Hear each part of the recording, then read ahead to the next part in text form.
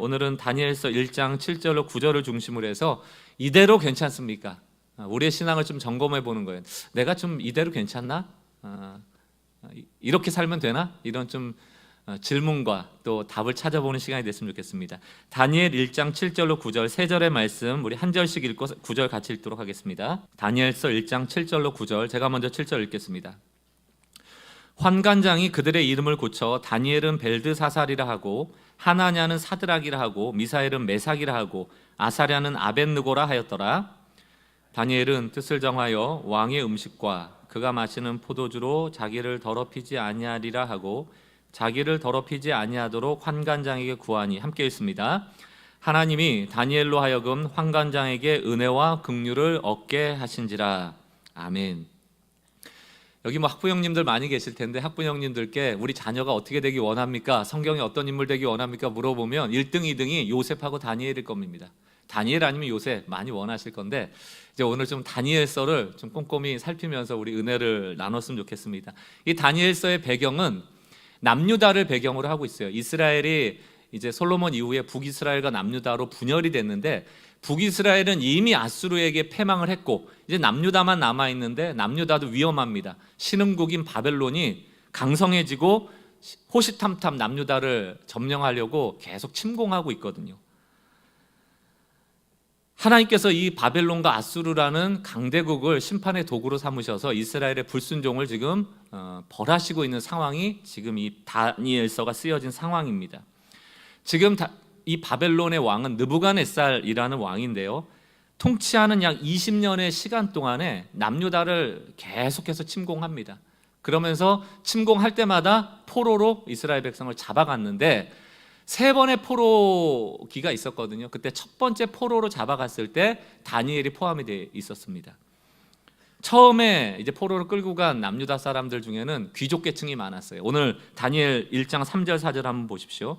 왕이, 이게 이제 바벨론의 느부갓네살 왕입니다. 그 왕이 환관장 아스부나스에게 말하여 이스라엘 자손 중에서 왕족과 귀족 몇 사람, 4절, 곧 흠이 없고 용모가 아름다우며 모든 지혜를 통찰하며 지식에 통달하며 학문에 익숙하여 왕궁에 설만한 소년을 데려오게 하였고 그들에게 갈대아 사람의 학문과 언어를 가르치겠다. 갈대아라는 게 이제 바벨론의 언어와 문화를 가르친 겁니다. 그러니까 이 당시에 첫 번째 포로기에 따라왔던, 어떻게 포로로 잡혀왔던 사람들은 귀족이나 왕족 출신이었습니다. 거기에 이제 다니엘도 포함되어 있죠. 사실 다니엘은 소년의 신분이었기 때문에 강대국의 포로로 끌려간 입장에서 이 소년으로서 뭘 저항할 수 있는 게 별로 없어요. 그냥 주어진 환경에 잘 적응해가는 게 생존할 수 있는 유일한 방법이었을 겁니다. 그런데 이제 조금 시각을 달리해서 보면 그렇게 나빠 보이지도 않아요. 왜냐하면 그 당시 가장 강대국은 바벨론이었고요. 바벨론이란 나라에 와서 유학을 하는 거거든요. 무상입니다. 모든 것이 다 지원되어지고 혜택이 많아요. 게다가 이제 강대국의 문명과 문화를 배울 수 있고 그 언어도 배울 수 있으니까 제2외국어도 배우는 거 아니에요? 얼마나 좋습니까? 지금은 좀 덜 헤아려졌지만 몇십 년 전만 해도 우리나라에서도 미국으로 유학 간다, 뭐 유럽으로 유학 간다, 독일, 영국, 프랑스 이런 유학 간다 그러면 되게 부러워했잖아요. 다니엘이 지금 우수한 나라, 강대국으로 좀 유학 왔다 생각하면 그건 나쁜 건가? 괜찮은 것 같은데 라고 생각할 수도 있죠. 여러분, 게다가 공부만 시켜주는 게 아닙니다. 무상교육만 해주는 게 아니고 공부 끝나고 나면 취업이 보장돼 있습니다. 취업도 보통 좋은 데가 아니에요. 왕궁에서 일할 수 있고요. 그냥 왕궁이 아니고 강대국의 신격화된 느부갓네살 왕 옆에서 보필할 수 있는 기회가 주어집니다. 대박 인생 아닙니까? 여러분, 자녀들에게 이런 기회가 주어진다면 보내겠어요? 안 보내겠어요? 유학 보내서 3년 동안 무상교육, 끝나고 나서 일평생 잘 먹고 잘 살 수 있는 취업, 억지로라도 시킬 것 같은데요. 다니엘서 1장 5절 보십시오. 또 왕이 지정하여, 이 느부갓네살이 지정해 주는 겁니다. 그들에게, 지금 포로로 온 소년들에게 왕의 음식과 그가 마시는 포도주에서 날마다 쓸 것을 주어 3년을 기르게 하였으니 그 후에 그들의 왕 앞에 서게 될 것이다. 유학도 시켜주고 국비장학생으로, 이후에 취업도 시켜주는데 그 교육받는 3년 동안 뭐도 해준대요? 왕의 식탁에 올려지는 수준의 음식이 제공된대요. 영양 높고 맛있고 부족함이 없는. 좋은 거 아닙니까? 게다가 에레미야가 바벨론으로 포로 끌려갈 때 뭐라고 얘기하는가 하면, 야, 너희는 바벨론에 가면 안 돼. 저항해야 돼. 바벨론 가서 그 악한 나라에 가서 살면 안 돼. 거기서 어떻게든지 빠져나가야 돼. 민족 해방 운동을 해야 돼. 그렇게 얘기한 게 아니고요. 가서 잘 살래요. 에레미야 29장을 보십시오. 5절. 너희는 바벨론 가서 집 짓고 거기서 살고 바벨론 가서 텃밭 만들고 열매 먹고. 6절. 아내 삼고 자녀 낳고 너희 아들이 아내를 맞이하며 너희 딸이 남편을 맞아 그들로 자녀를 낳게 하며 너희가 거기서 번성하고 줄어들지 않게 하라. 2대 3대까지 먹고 살래요. 그리고 10절 뭐라고 얘기합니까? 여호와께서 이와 같이 말씀하시느니라. 바벨론에서 70년이 차면 내가 너희를 돌보고 나의 선한 말을 너희에게 성취하여 너희를 이곳으로 돌아오게 하리라. 이미 너희는 망할 거 작정했고, 내가 바벨론의 포로 끌려갈 거 작정했고, 70년 기한이 차야 돌아올 수 있으니 너희 거기서 잘 살아. 이게 예레미야의 참 예언이었거든요. 그러면 그냥 잘 살면 되는 거예요. 유학 왔으니까 공부하고 먹을 거 주니까 잘 먹고 뭐 시키는 대로 다 하면 되는 겁니다. 게다가 소년 다니엘과 세 친구는 사실 저항할 힘도 없고요. 보십시오. 6절 7절 다니엘서. 그들 가운데는 유다 자손 곧 다니엘과 하나냐와 미사엘과 아사랴가 있더니, 이게 다니엘과 세 친구입니다. 7절. 환관장이 그들의 이름을 고쳐, 환관장이 등장하고요. 환관장이 뭘 하냐면 이름을 바꿉니다. 다니엘은 벨드사살이라 하고, 하나냐는 사드락이라 하고, 미사엘은 메삭, 아사랴는 아벤느고라 하였다. 그러니까 이 소년들을 맡고 있는 환관장 아스브나스라는 이름을 가진 사람이 있었는데, 환관장이 뭡니까? 환관의 수장이라는 뜻이거든요. 환관이 뭘까? 넷입니다. 환관이 넷이에요. 환관장은 넷시를 통괄하는 수장이라고요.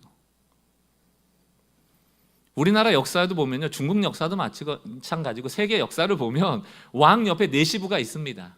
이 내시부는 우리가 아는 것처럼 그렇게 하찮은 사람들이 아니에요. 엘리트였고 왕에게 조언할 수 있을 정도로, 그래서 이 왕이 특별 조직을 만들어 놓는 내시부를 둘 정도로 특별한 조직이었습니다. 느부갓네살도 마찬가지예요. 왕이 믿을만 사람이어야지 내시부를 만들지 않겠습니까? 이 소년들이 내시의 신분이 되는데 무슨 저항할 힘이 있습니까? 없어요. 게다가 그 환관장은 유대인 소년들의 이름도 바꿉니다.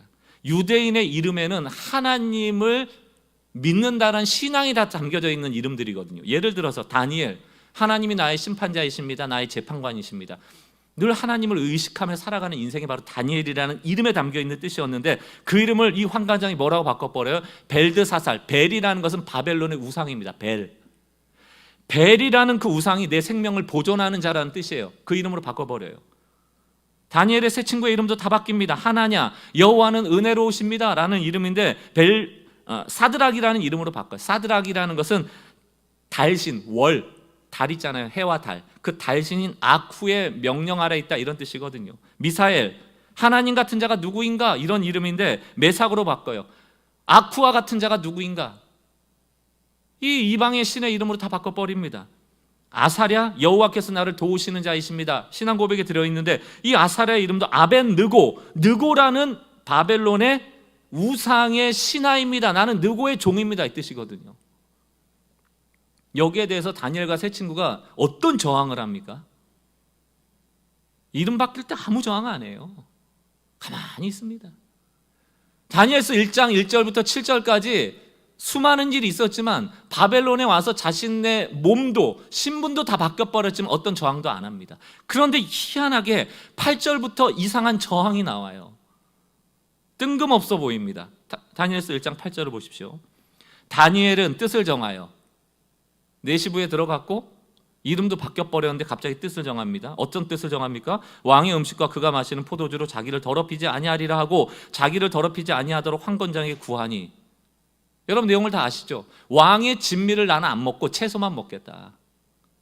이게 뜻을 정한 거래요. 다니엘서를 설교하거나 개인적으로 묵상할 때 가장 중요한 키워드가 뜻을 정하였는데, 그래서 이 뜻을 정한 것 때문에 하나님이 은혜를 주셔서 다니엘이 유력한 인물로 60년 동안 바벨론과 메데아 파사 지역의 궁중을 돌보는 고위 관직자로 잘 사는데, 아무리 읽어봐도 의아한 거예요.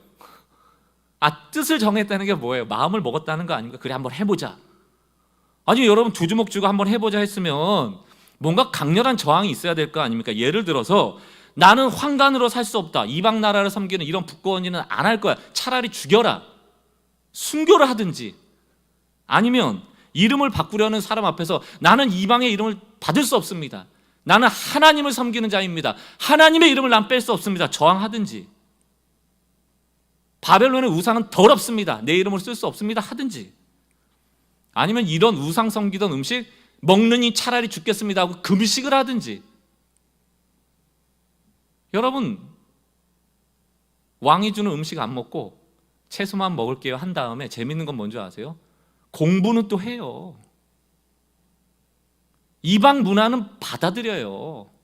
갈대아의 언어, 갈대아의 문화 배운다니까. 여러분 뜻을 정해서 나 공부 안 할게요 합니까? 아니에요, 해요. 재밌는 질문 하나 드려볼까요? 60년 동안 다니엘이 바벨론과 메데아 파사에 왕의 신하로서의 일을 하거든요. 그럼 여러분 60년 동안 채소만 먹었을까요? 바벨론 살면서? 아닐 겁니다. 지금 여러분 여기서 뜻을 정해서 음식을 안 먹은 이유가 뭘까를 좀 한번 깊이 생각해 볼 필요가 있습니다. 생각해보면 뭐 채소도 건강한 거 많잖아요. 콩도 있고 토마토도 있고 참외도 있고 수박도 있고 먹으면 배부를 게 많긴 합니다만, 그냥 그 음식을 채소로 바꾼 것 때문에 하나님이 은혜를 주셨을까? 뜻을 정한다 라고 우리가 생각하면 누구를 떠올립니까? 뭐 엘리야 좀 돼야 되는 거 아니에요? 막 우상을 섬기는 바알과 아세라를 섬겼던 선지자 850명과 막 영적 전쟁을 하고 불을 떨어뜨리고 말이죠.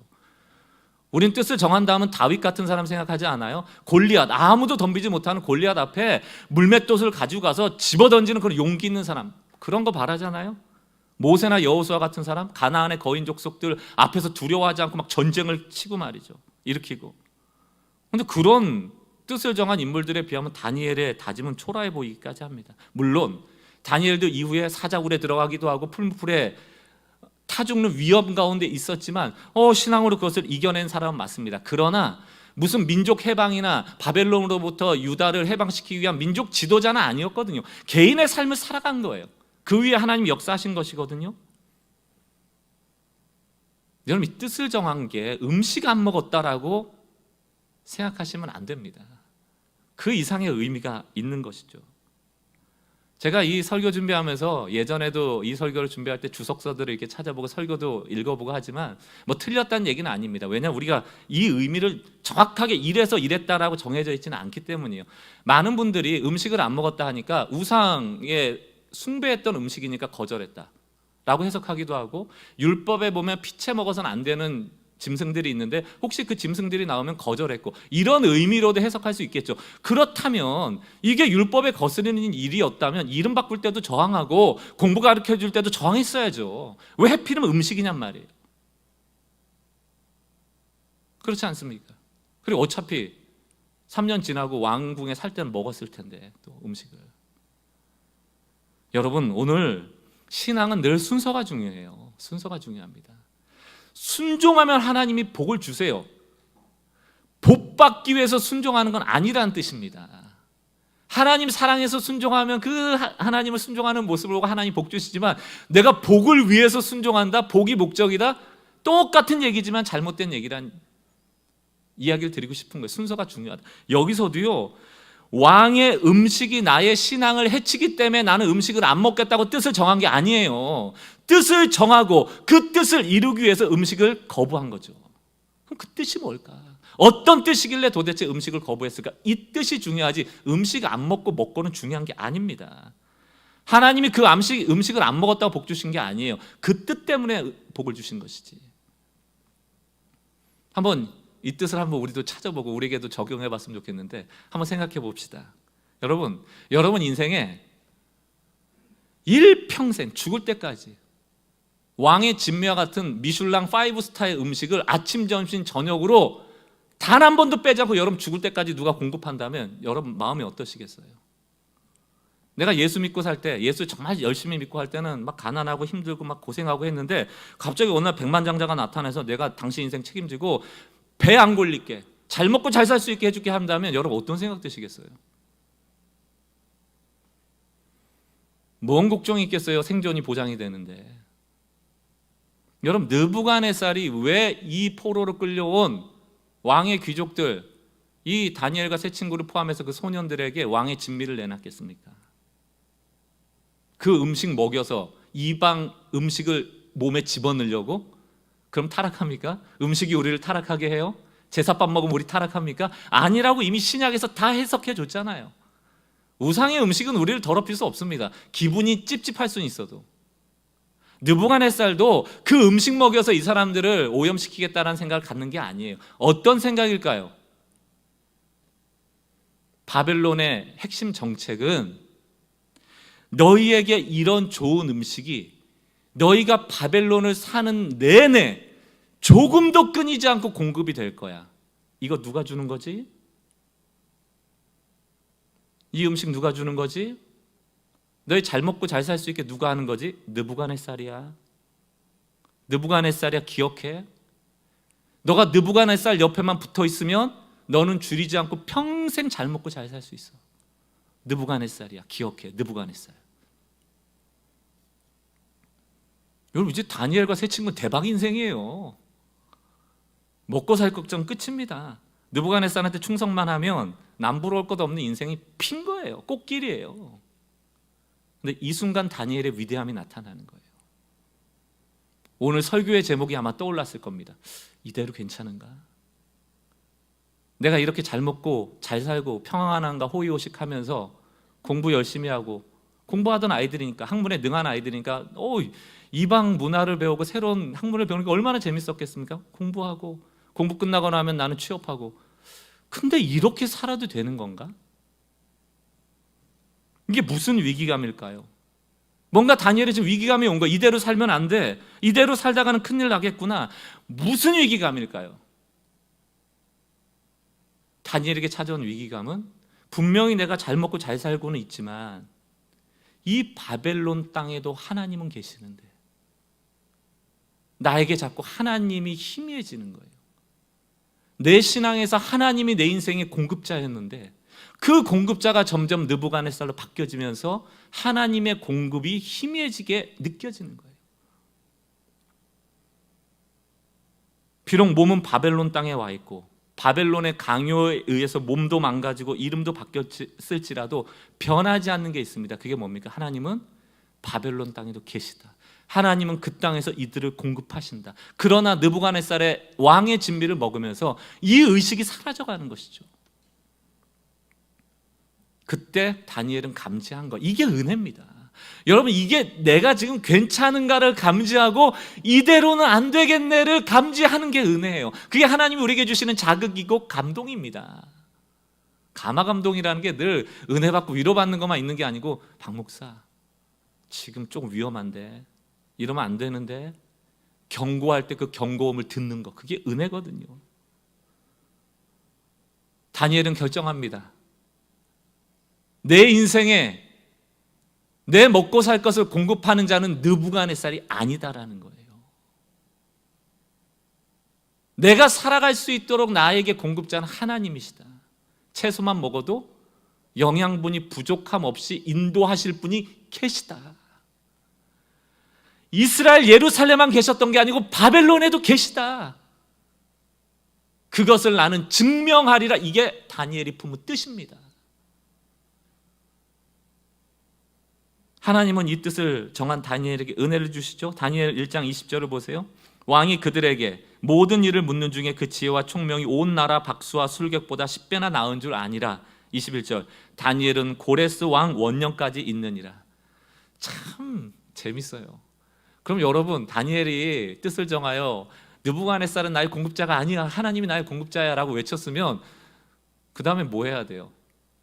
채소만 먹고 거기 버티고 있을 게 아니고 뭐 탈출을 하든가, 뭐 죽으면 죽으리라 막 이래야 될 거 아닙니까? 근데 재밌는 게 하나님이 은혜를 주시는데, 그래, 너 바벨론에 60년 동안 계속 살아 라고 해서 여러분, 지금 느부갓네살 왕 때로부터 고레스 왕까지 60년 동안 바벨론에 있게 된다니까요. 여러분, 이거 은혜 맞나요?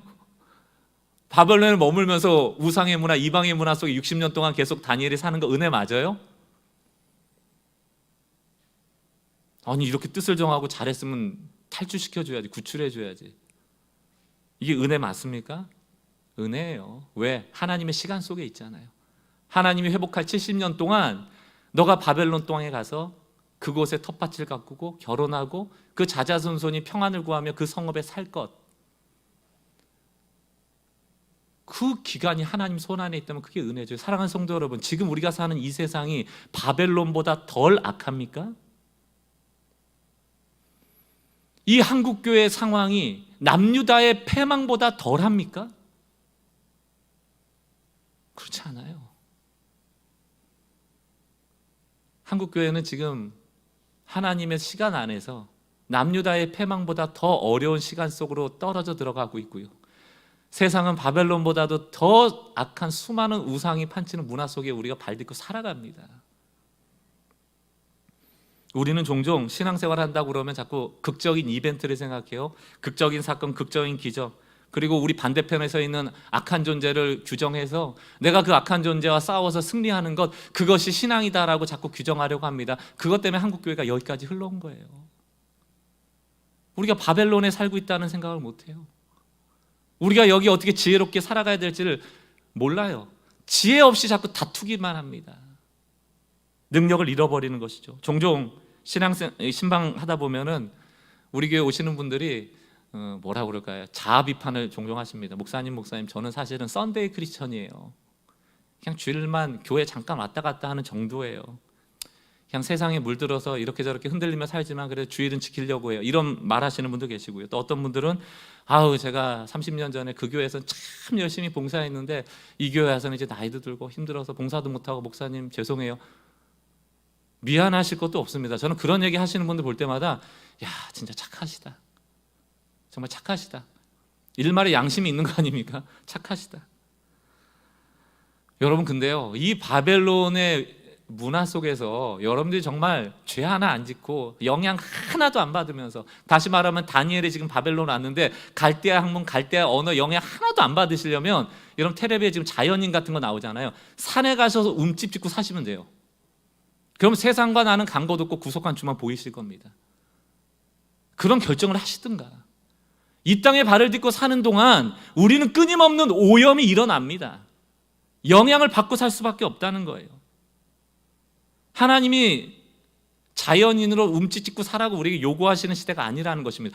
그랬더라면 바벨론의 다니엘에게도 똑같이 했겠죠. 너 지금 밤에 몰래 도망가서 바벨론을 떠나 어디 광야에 움찔찍고 살아. 그래야 죄 안 짓는 거야. 너 어떻게 갈대아 학문을 배울 수 있니? 어떻게 갈대아 언어를 배울 수 있니? 어떻게 거기서 음식을 먹을 수 있니? 거기서 어떻게 움집을 짓고 살 수 있니?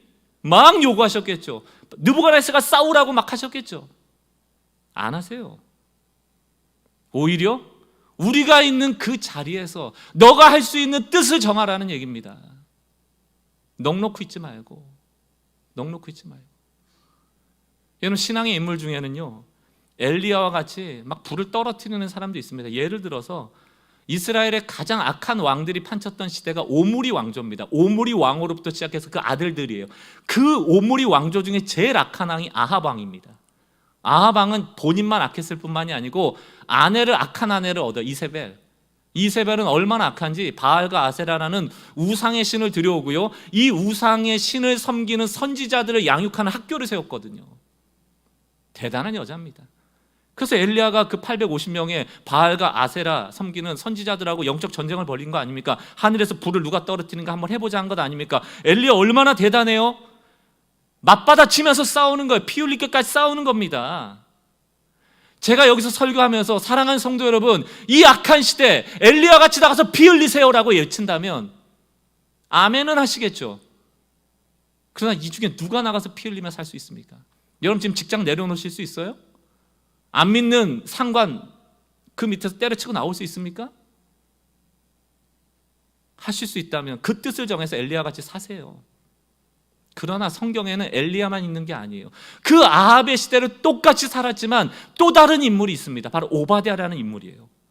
열왕기상 18장 3절을 보십시오. 아합이 왕국 맡은 자 오바댜를 불렀으니 이 오바댜는 여호와를 지극히 경외하는 자라. 아니, 여호와를 경외한다며 어떻게 악한 아합 왕 밑에서 삭슬 받고 살 수가 있어? 나와야지. 그만둬야지, 때려쳐야지. 아니면 아합을 처단하든가. 가까이 갈 수 있잖아요. 아니, 여호와를 경외하는 것과 아합 왕의 왕궁 대신이 되는 게 맞아요? 여러분이라면 어떻게 하시겠습니까? 이 한국 교회가 자꾸 무너지는 게 이 지혜가 없어요. 아합하고 싸워요. 오바댜는 잘하고 있습니다. 아합 왕을 섬기면서 지극히 하나님을 경외하는 자로 서 있습니다. 게다가 4절 말씀을 보세요. 이세벨이 여호와의 선지자들을 멸할 때마다 오바댜가 선지자 100명을 50씩 나누어서 숨기고 떡과 물을 공급했다고요. 엘리야가 혼자 850명의 바알 선지자, 아세라 선지자 싸우다가 번아웃이 돼버립니다. 그리고 뭐라고 외칩니까? 하나님, 나만 남았어요. 다 쓰레기들이에요. 이스라엘 백성들 한 사람도 아합 왕과 싸우지 않습니다. 이런 병신들, 쪼자들. 나만 싸우고 있어요. 나만 잘났어요. 나만 하나님의 종이에요. 나는 악한 아합과 싸우고 있습니다. 그런 나머지들은 아무도 안 싸우고 있어요. 왜 이러십니까, 하나님? 그때 하나님 뭐라고 얘기합니까? 미세한 중에 나타나세요. 우리와 천둥과 같이 엘리야야 이렇게 나타난 게 아니고 조용하게, 엘리야야, 너가 못 보는 내가 숨겨놓은 남은 자 7,000명이 있어. 안 보여요. 여러분, 신앙생활은 엘리야만 같이 하는 게 아니고 다윗과 같이만 하는 게 아니고 여호수아 모세만 같이 하는 게 아닙니다. 저도 아브라함을 읽을 때마다, 모세를 읽을 때마다, 여호수아를 읽을 때마다, 다윗을 읽을 때마다, 엘리야를 읽을 때마다 좌절이 와요. 나 그렇게 살 수 있나? 가끔은 혈기 부리고 실수하고 목사답지 못한 생각을 품을 때 절망하죠. 너같게 무슨 목사야? 너같게 무슨 종이야? 너같게 무슨 설교를 해? 너는 이 세상 영향 안 받고 살아? 얼마든지 공격할 수 있고 스스로 제 자신에게 물을 때마다 실망할 때가 있죠. 여러분은 어떠세요? 그런 생각이 들 때 제가 만약에 그러니까 이번 주는 설교하지 말자, 그러니까 여러분들한테 다 공지해가지고, 여러분 제가 이번 주에는 죄를 많이 지어서 설교 못할 것 같으니까 교회 오지 마세요. 왜 안 하다 보면 다음 주는 어떻게 될까요? 제가 죄 안 짓고 살아요?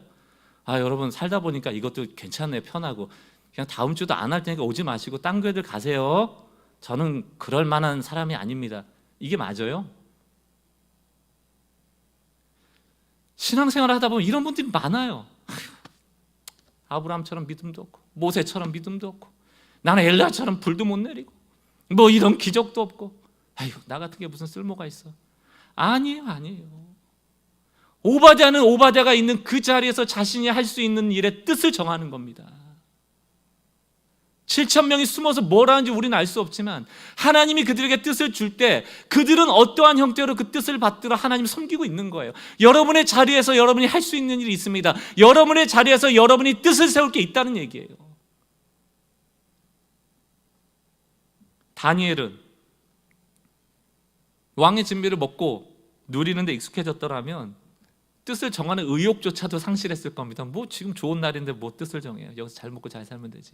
그때가 오기 전에 나는 이대로 괜찮은가 질문하셔야 돼요. 요한계시록의 라오디게아 교회를 예수님이 질책하실 때 뭐라고 질책합니까? 차지도 덥지도 않은 걸 질책하는 거예요. 미지근한 거. 이걸 영어 단어로 좀 표현하면은 룸 템퍼레이처입니다. 상온. 그냥 이 온도 있잖아요. 여러분 이 온도에다가 얼음 가져다 딱 놔둬보세요. 그 온도가 점점 상온에 맞춰 올라가고 금방 이 온도에 맞춰질 겁니다. 그 물 온도 20도에 가까워질 거예요. 여러분 뜨거운 물을 100도씩 되는 뜨거운 물을 가져다 여기다 한 30분 더 보세요. 점점 온도가 식으면서 이 온도에 맞춰질 거예요.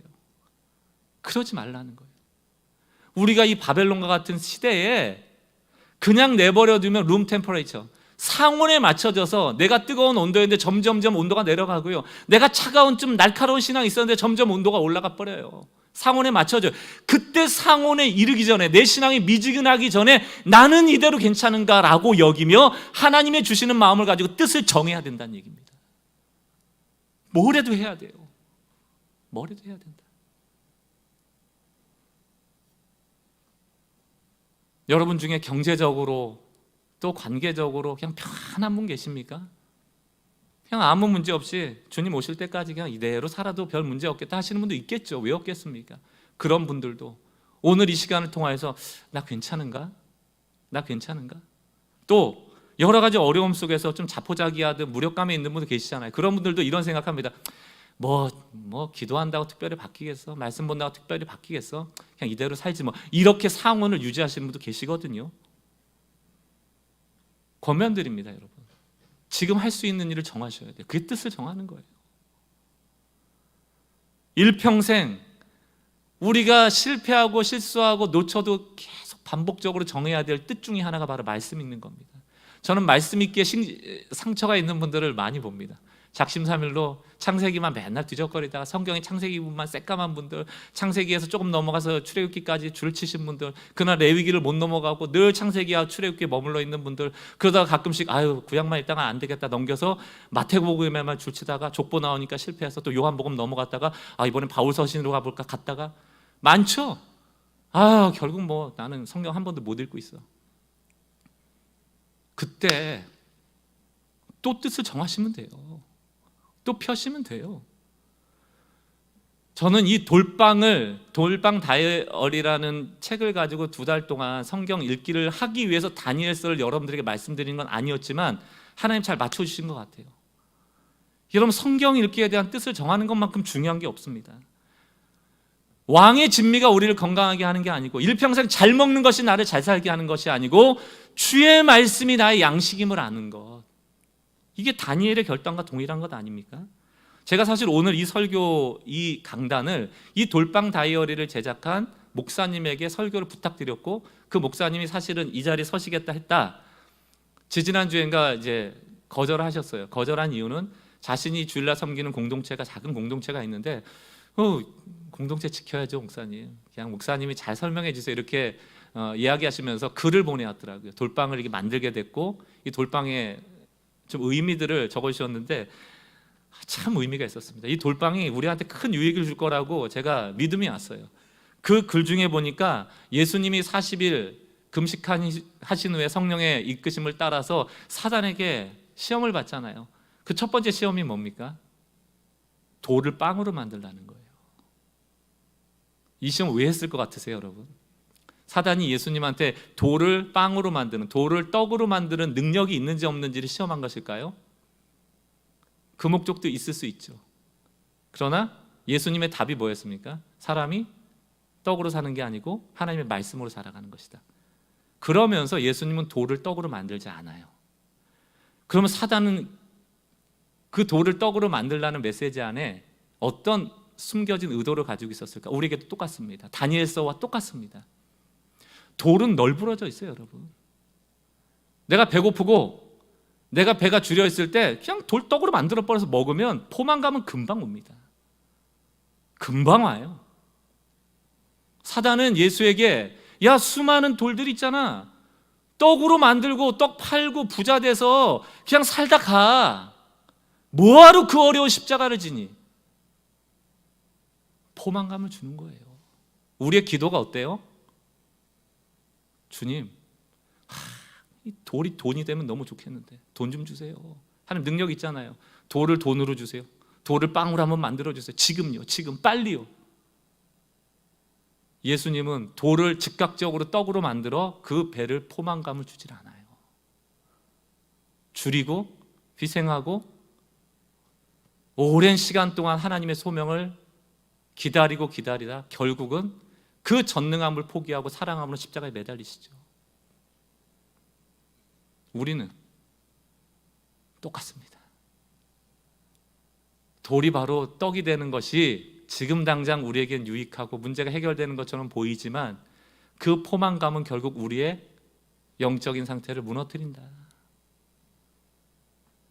돌방 다이어리는 하루에 한 장의 말씀을 읽고 나에게 주시는 한 절의 말씀을 적은 후에 그 말씀이 나에게 주는 메시지를 적는 거예요. 한 줄에. 돌 같은 내 마음을 부서뜨리고 생명의 말씀의 씨를 그 부서진 흙에 심어서 열매를 맺는 시간 동안 숙성하는 겁니다. 여러분, 돌을 깨서 흙이 되고 그 생명의 씨앗이 흙에 심겨지면 바로 미리 수확됩니까? 안 되죠. 기다려야 돼요. 또 우리가 말씀 듣고 바로 변화가 돼요? 변화 안 되죠. 그래서 매일매일 나를 부수는 작업, 매일매일 생명의 씨를 심는 작업을 통하여 줄기가 자라나고 꽃이 피고 열매가 맺혀지면 그 열매 그냥 둡니까? 그걸 가지고 바로 음식 만들어요? 절구에 넣고 찢고 반죽해서 주물르고 그리고 빵을 만들어 하나님의 제단에 올려드릴 수 있는 그 빵이 되어지는 이 시간과 수고와 인내를 하나님께서 우리에게 요구하신다. 그럼 그 기간 동안 우리 어떻게 해야 되는가? 한번 성경 읽어봐야지 하는 거 가지고 되겠습니까? 안 돼요.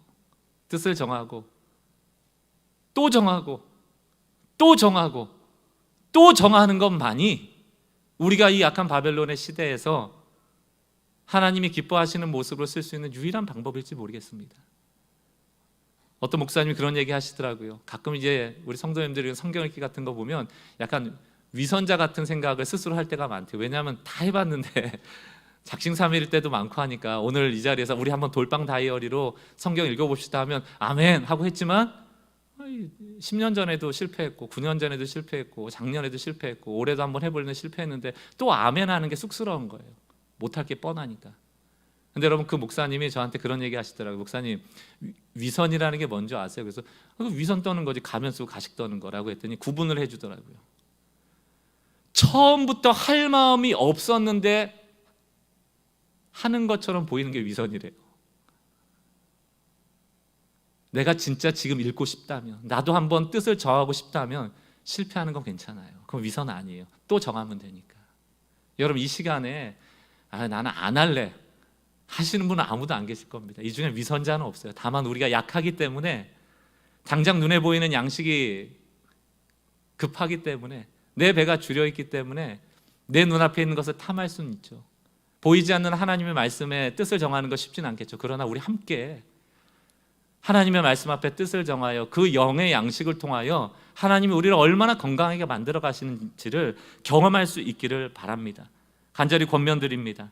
7, 8월을 기대하시고 하나님의 말씀 앞에 나를 부수고 하나님께 드릴 빵을 만들어 올리는 헌신과 수고, 뜻을 정하고 또 정하고 또 정하는 이 뜻 정하는 인생을 통하여 하나님께 영광 돌려드리는 우리 귀한 주의 백성들 되실 수 있기를 주의 이름으로 간절히 축원드립니다. 우리 같이 한번 찬양하고 우리 기도하는 시간 가졌으면 좋겠습니다. 시편 121편의 말씀입니다. 하나님은 너를 지키시는 자. 바벨론에도 하나님이 계셨더라고요.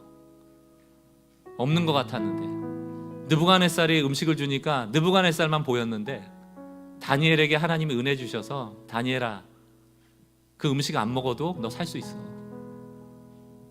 바벨론 여기에도 너와 내가 함께 너를 지키고 있어. 이 시편 121편의 말씀이 우리의 말씀 되기 원합니다. 여러분 지금 회사에서 가정에서 믿지 않는 상사로 말미암아 또 믿지 않는 기독교적이지 않은 문화 때문에 아파하시고 몸부림하시는 분들이 많으실 겁니다. 도망가는 게 능사가 아니에요. 뜻을 정하고 소심해 보일지라도 내가 할 수 있는 선택을 통하여 하나님께 더 나가는 결단이 필요합니다. 하나님 우리와 함께 하십니다. 이 믿음을 가지고 같이 찬양하고 기도합시다. 하나님은 너를 지키시는 자. 하나님은 너를 지키시는 자. 너의 우편에 그늘 되시니 낮의 해와 밤의 달도 너를 해치 못하리. 2절입니다. 하나님은 너를 지키시는 자.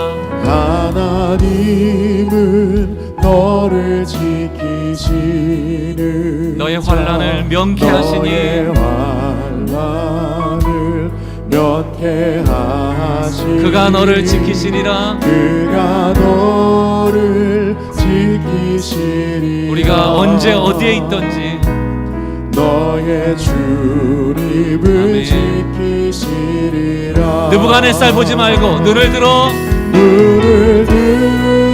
산을 보라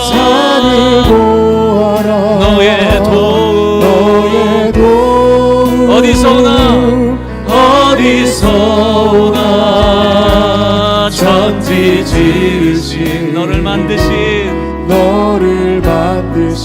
여호와가 나의 공급자가 되십니다. 아멘. 여호와께 다시 한번 찬양합시다. 우리 가슴에 손을 얹고 여호와는 나를 하나님은 나를 지키시는 나의 우편에 그늘 되시니 낮의 해와 밤의 날도 나를 해치 못하리. 하나님은 나를 지키시는 자, 하나님은 나를 지키시니 주님 함께 하십니다. 나의 환난을 명쾌하시니 주님이 믿음 주십시오. 명쾌하시니 그가 나를 지키시리라. 나의 출입을 지키시리라. 눈을 들어 산을 보아라. 나의 도움 어디서 오나. 천지 지으신 나를 만드신 여호와께로다. 다시 한번 이 믿음을 선포합시다. 눈을 들어 산을 보아라. 눈을 들어 산을 보아라. 나의 도움이 어디서 오나. 나의 도움 어디서 오나. 천지 지으신 나를 만드신 여호와 하나님 나의 공급자십니다. 아멘. 그 말씀이 우리의 양식입니다. 주의 말씀은 내 발의 등이요 내 길에 빛이 되시니. 그 말씀 따라 한 걸음 또 한 걸음 살아가게 하소서. 다시 한번 선포합시다. 주의 말씀은 내 발의 등이요 내 길의 빛이요 내 길에 빛이 되시니. 그 말씀만 따라갑니다. 그 말씀 따라 한 걸음 또 한 걸음 살아가게. 우리 마지막으로 뜻을 정하여 주님을 찬양합시다. 주의 말씀 내 발의 등이요 주의 말씀은 내 발의 등이요 내 길에 빛이 되시니. 그 말씀 따라 한 걸음 또 한 걸음 살아가게 하소서. 오늘 두 눈을 감고 오늘 주님 이 자리에 함께 하시고 오늘 말씀 주셨습니다. 한 걸음 한 걸음 더딘 걸음일 수는 있지만 포기하면 안 돼요. 말씀이 우리의 양식이 되고 힘이 되고 등이 되고 빛이 된다는 믿음을 가지고 한 걸음 한 걸음 그 말씀에 인도함 받는 인생이 돼야 됩니다. 멈춰 있을 때마다 내가 이대로 괜찮은 거 아니야. 뜻을 정하여 다시금 주의 말씀을 의지하여 한 걸음을 내디뎌야 돼. 이 악한 세상 속에 오바댜가 필요합니다. 남겨진 7,000명이 있습니다. 그렇게 하나님은 내가 있는 그곳에서 내가 정한 뜻을 기뻐하시며 나를 사용하셔서 소명을 이루어 가세요. 내가 바로 그 남은 자이고 그곳으로 부름받은 소명자입니다. 무너진 마음이 있다면 뜻을 다시 정하세요. 내가 어찌할 수 없어 영향받는 것은 있을 수 있지만 그러나 뜻을 정하여 여호와께서 나의 공급자가 되시고 이 모든 시간을 이 시간표를 쥐고 계시다라는 믿음, 그건 놓치면 안 되죠. 이게 우리의 마지노선입니다. 영적인 마지노선입니다. 이거 넘어가면 안 됩니다. 이거 지켜내야 됩니다. 사원이 되지 않도록 온도를 다시금 높이고 온도를 다시 낮춰서 뜨겁고 차가운 신앙인들 되셔야 돼요. 이대로 괜찮니? 주님이 물어오실 때, 이 설교를 준비하면서 저에게 물으셨던 질문과 같이 여러분에게 물으실 때 그 물음 앞에 함께 주님 앞에 대답하시고 뜻을 정하시는 기도 올려드렸으면 좋겠어요. 조용히 우리 2, 3분 정도 주의 임재 아래 머물며 기도하는 시간 같습니다. 기도하겠습니다.